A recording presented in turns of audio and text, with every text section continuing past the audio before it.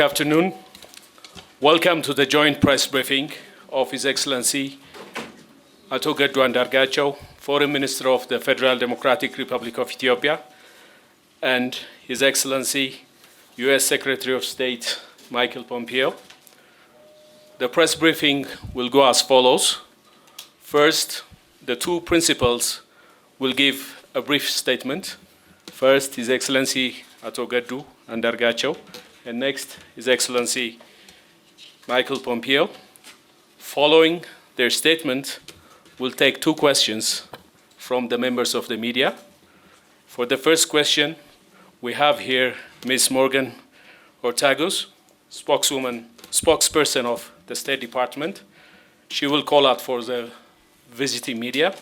The next question, I'll give the opportunity to the resident media. Thank you.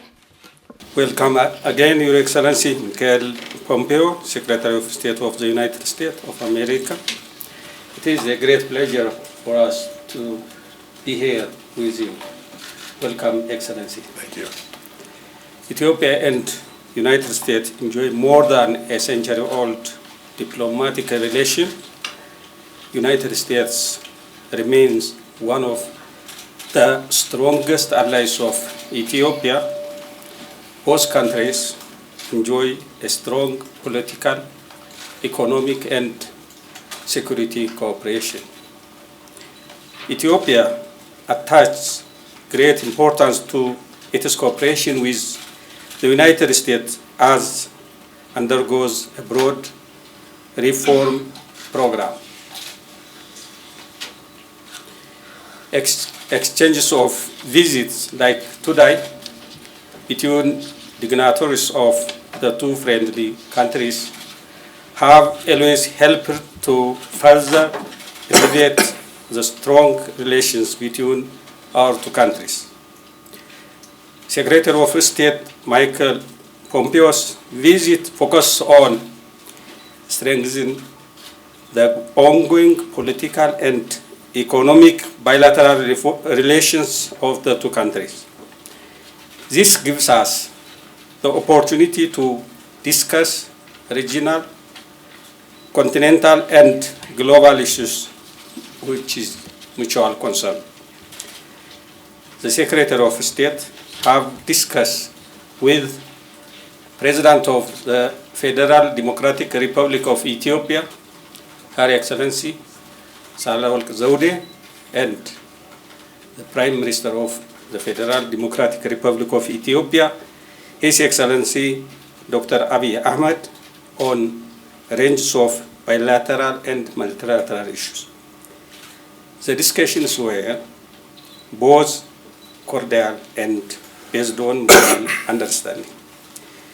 In my discussion with His Excellency Secretary of State Mike Pompeo, we have agreed to work closely not only at bilateral level, but also in multilateral issues of mutual concern.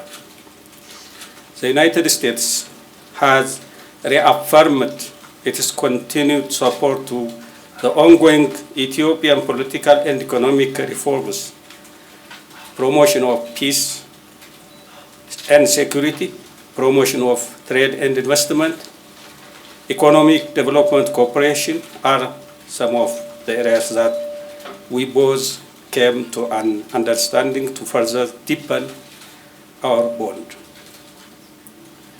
I would like to underscore here that there is a strong political will that exists on both sides to strengthen the Ethiopia-US relations for the mutual shared benefits of the people of the two countries. I thank you.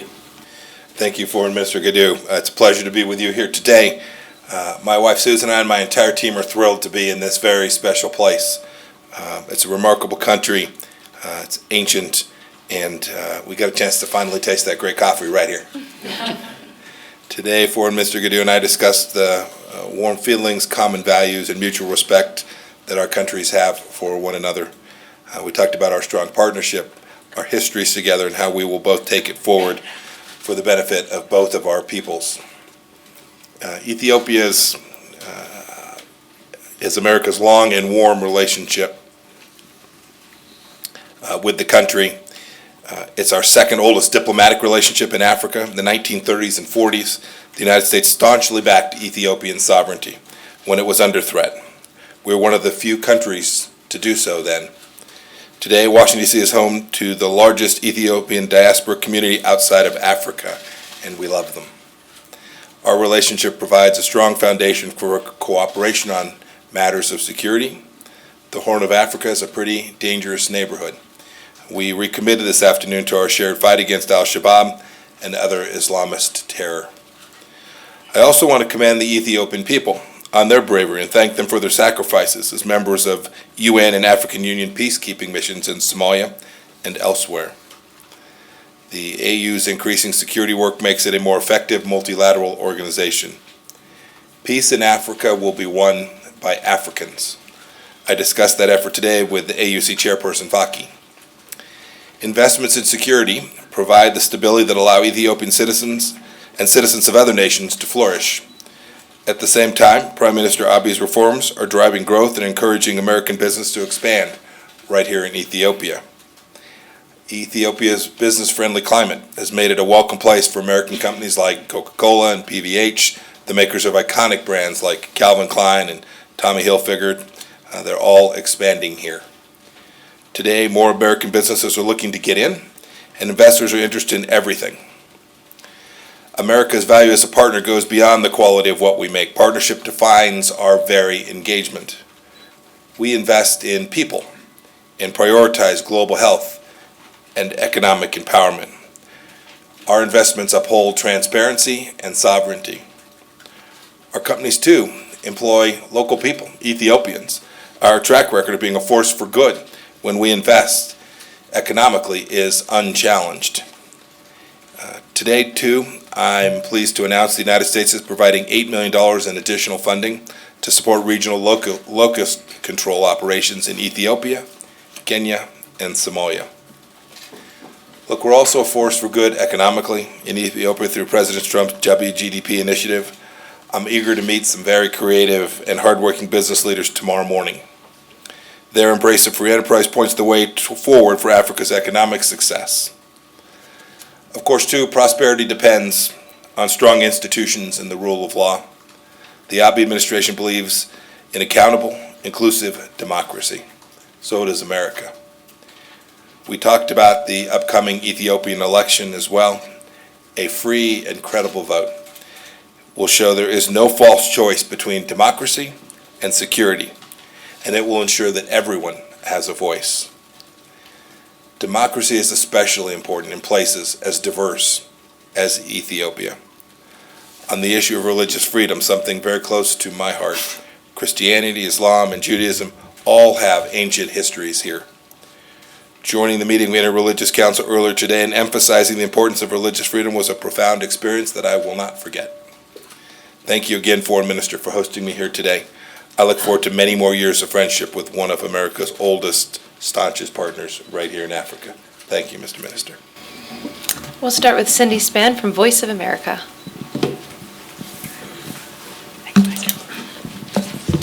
Thank you very much. Mr. Foreign Minister, you are 2 years into a very ambitious reform agenda here. What are you proudest of, and what is the area where you think that there is the biggest challenge for your citizens? And Mr. Secretary, I would also like your perspective on that. And on the coronavirus, is the U.S. going to push for a change in guidelines for quarantines for cruise ships? And are you satisfied with the way that the Chinese government is giving information to its own citizens? And on Iran, can you confirm that a group of Democratic senators met with the Iranian Foreign Minister Zarif on the sidelines of the Munich Security Conference? And if so, are you concerned about the meeting? Thank you. No, you go ahead. No, you go ahead. You answer on the reforms, and then I'll take it. Go ahead. Let me go? No, go ahead. You go ahead. After you. Okay. Host first. Thank you so much. In our reform, the most important agendas are political, economic, and security issues. Ethiopia is one of the largest population country in Africa. Our reform agenda is mainly focused on to transform Ethiopia to democracy. Then we have no experience for democracy. So the challenge now we're facing is the exercise of democracy, because this government open political space. Now in Ethiopia, all concerning body, all political actors, the media people, all are free. All parties, previously they were abroad, they are coming and they are playing the role. In this situation, there is fraction that challenges our rule of law. That is one area of challenge. Another important reform agenda is on economy. Ethiopian economy is growing fastly in the last 15 years, continuously, nearly double-digit growth. However, there is a problem concerning to the economy. Number one, unemployment is huge in Ethiopia. About 60 to 70% of Ethiopian population is youth. And every year, Ethiopia has hundreds of thousands of graduates from universities and high schools. To avail job opportunity for these youth is a difficult, one of the challenge for our reform agenda. The other important challenge is related to security, that is come from the democratization process as well as the unemployment problem. Because most of our youth have no job, so there is demand for job. The supply side is limited. In this situation, there is the situation to maintain peace and order in this country. We are struggling. Now it is improved from time to time. There is promising improvement, but still it is remain challenging. So you asked me to follow up on that same question. I think the most impressive thing about these reforms is that they're owned by the Ethiopian people. These aren't reforms that were imposed from someone from the outside. These were reforms that came from Ethiopians demanding that their government fix these things, and they're working diligently on them. These are remarkable changes. These will be transformative for Ethiopia. They do, in fact, take time, and results are never immediate when these kinds of big changes take place. But the great thing is they're being powered by the Ethiopian people. I met with the female head of state in the capital of Africa today, this incredibly diverse place. They understand the power that women will bring to the success of these reforms.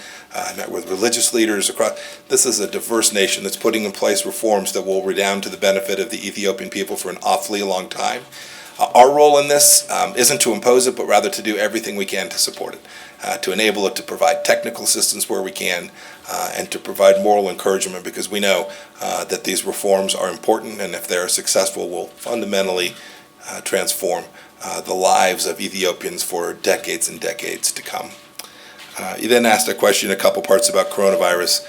Look, we're always trying to make sure we get decisions right with respect to these cruise ships. There are complicated decision-making processes.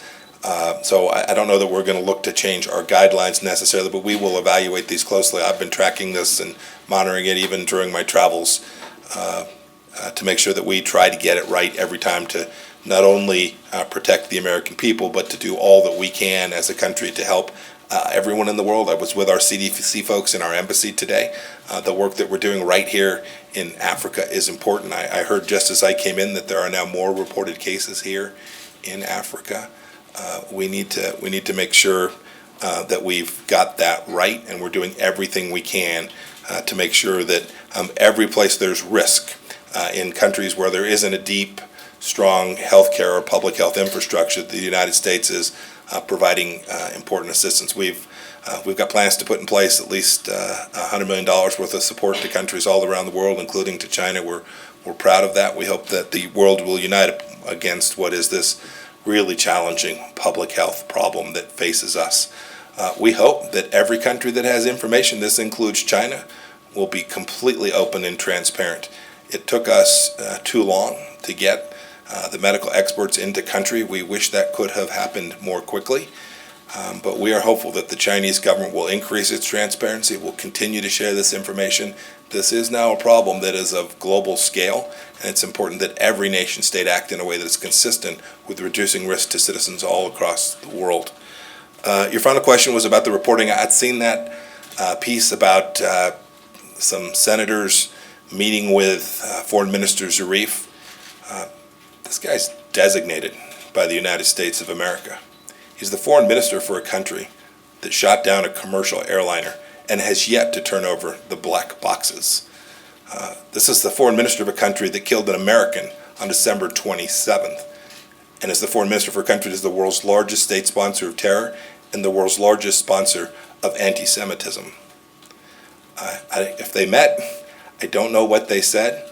I hope they were reinforcing America's foreign policy, not their own. Thank you. Thank you, Secretary Mike Pompeo and Mr. Gandu, Foreign Minister of Ethiopia. I'm Asmama from Ethiopian Broadcasting Corporation. My first question goes to Secretary Mike Pompeo. It's known that Ethiopia, Egypt and Sudan has been negotiating on Great Ethiopian Renaissance Dam with support of American government and the World Bank. However, it is heard that the negotiators, including you, the Americans, stands in favor of Egypt and putting pressure on Sudan and Ethiopia. Due to this, Ethiopian peoples have become highly speculative and distrust of the American stand. What will you say for the people, Secretary Mike Pompeo? The second question is the current relation and joint engagement of Ethiopia and the United States on the peace and security issue with Ethiopia and the Horn of Africa start to be strong according to the reports. So the relations are also believed to be put Ethiopia in pivot. So how to resolve it and what's the progress in the next time? For Mr. Gerdu, could you tell us about the point of discussion with Secretary Mike Pompeo regarding Ethiopian Great Renaissance Dam? Thank you. So let me take the question about the Grand Ethiopian Renaissance Dam. President Trump made a priority to try and work with each of the three significantly impacted countries to try and get a good outcome for all three countries, to effectively mediate. And so we've been working on this. It's been led by Secretary Mnuchin and by David Malpass at the World Bank. Foreign Minister's been in Washington a couple times working on the problem set. Many of the elements of an agreement are now moving closer to finality, but there's still work that remains. Our objective, the United States objective, and I think the objective of Ethiopia's leadership, Egypt's leadership, and the Sudanese leadership is to come to an accommodation that works for each of the three countries, to teach the peoples of each of those three nations fairly. I think there's a solution to that will work, but our mission set is not to impose a solution on this, but rather to get the three countries to come together around a solution that each of them acknowledges works for the concerns of all three nations. We have been heartened in the context of those conversations to watch each of those countries recognize the needs and concerns of the other two countries. It's been a very professional discussion. A great deal of work remains, but I'm optimistic that over the coming months we can resolve this. And I'm sorry, I didn't pick up your second question, sir. It's about the cooperation of the two countries regarding peace and security, maintaining the Horn of Africa. Yeah, so as for peace and security around the Horn of Africa, the United States has played a significant role for quite a few years. When I was the CIA director, I traveled to that region on more than one occasion to make sure that we were sharing information in a way that was delivering security for all of the countries in the region, Ethiopia, Somalia, Djibouti, everyone who had risk associated with that. We're going to continue that mission. You may be referring to the review that we're doing in terms of how our forces will be positioned. That review is underway. We're going to continue to take a look at it. We'll make sure that we get it right. If we've got forces in the wrong place or we have the wrong forces, we're going to fix that. We'll do it in conjunction with our friends and partners in the region. I'm confident that we can get the right force posture, the right risk for the United States, and still deliver on peace and security in a way that is important for the region, not only in the Horn of Africa, but all across the Sahel and the rest of Africa as well. Regarding the issue of Grand Ethiopian and Renaissance Sudan, first of all, I would like to express Ethiopia's appreciation to United States and the World Bank for positive role playing in the negotiation as observer. We have been negotiating with Egypt and Sudan. So far, we have made progress on many issues, but there are still remaining outstanding issues that need negotiation, and Ethiopia hopes to reach agreement based on the negotiation. That negotiation based on the principles and the national interest of Ethiopia. And we have only the choice is to reach agreement based on win-win solution. Ethiopia, Sudan, and Egypt, a friendly country, we have used the same water. The solution to reach agreement is everyone should understand the interests of others so that the agreement will be win-win. So we are continuing the negotiation in this spirit. Hopefully we'll reach agreement. We discussed with His Excellency on this issue and he explained well. Thank you so much.